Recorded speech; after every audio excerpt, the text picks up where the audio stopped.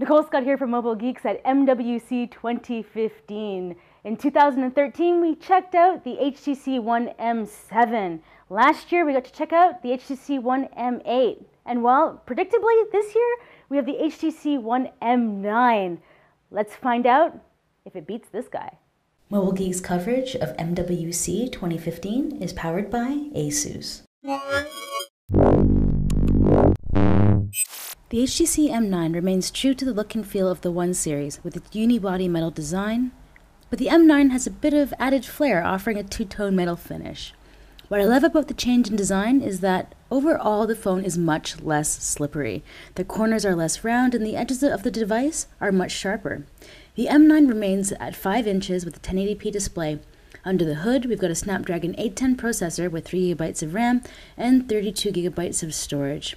They've moved the ultra-pixel camera to the front and put in a 20 megapixel camera on the rear, which is actually capable of 4K video recording. Here we've got a sample. The version that we had didn't have final software, but you can see that there is quite some potential for the camera to perform well in good lighting conditions. On the front, they've got that 4 megapixel ultra-wide angle camera, which was actually the same one found on the M8, which offers quite good low-light performance. The body is carved out of one piece of aluminum in over 40 steps that takes over 300 minutes and leaves only 5% of raw material after the crafting process, which is actually finished by hand. I have to admit, I'm a big fan of Sense 7. Let's take a closer look. HTC has actually done a lot to improve Sense 7. You can see right here on the home screen that things are quite different. We have this little pop-up where you can choose what kind of information is displayed for you. That's an email. I'm just going to zoom that away. Now, another thing that should be immediately obvious is that everything looks different. Now, this is a theme that I've selected, and I've selected this particular theme because I like the way that these brown accents go with the gold on the side. Now, that's just a personal preference. And then they have the icon pack here that is round. This is not your traditional HTC UI that we are kind of used to seeing. Now, I'm just going to start right in on the themes. So here you can see that this is home.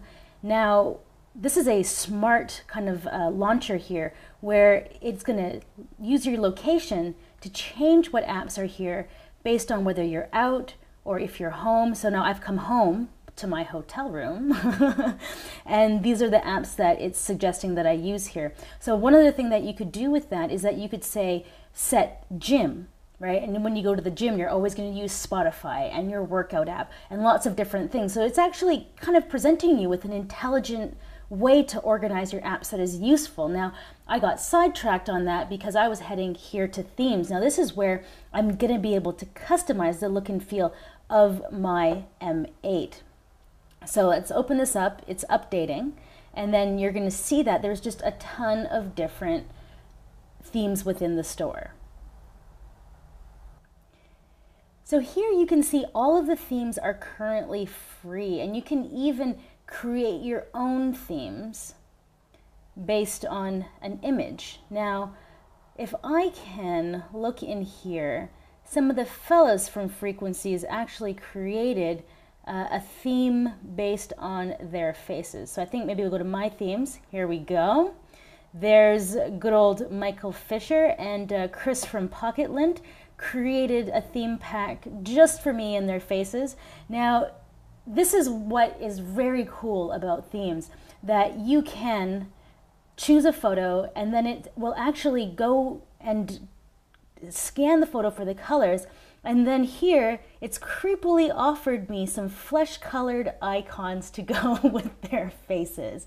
I mean, this may not be the most luxurious or like classy example of how themes can be customized, but at the same time, it just shows you that it's just a few clicks away from being exactly the thing that you want. Now, clearly, I didn't want them to do this when I left my phone at the bar last night, but that's what I get for leaving my phone at the bar last night.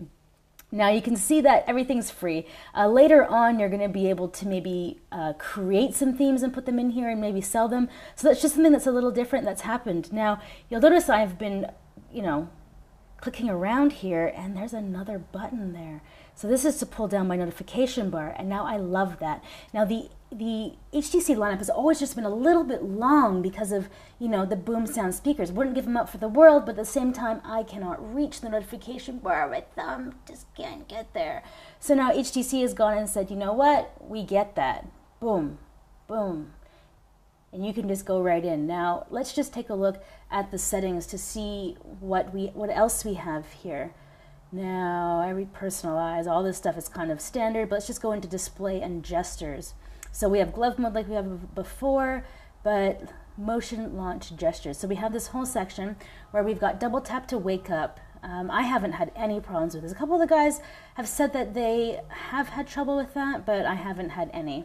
Swipe down to turn down during voice calling, and volume button to launch the camera. Now, I do love that that's happened. Now, one of the things about the buttons on the side that I think I should note right now is that, you know, the iPhone has put their button a lot higher, and I think that might train a lot of people to expect the button to be higher.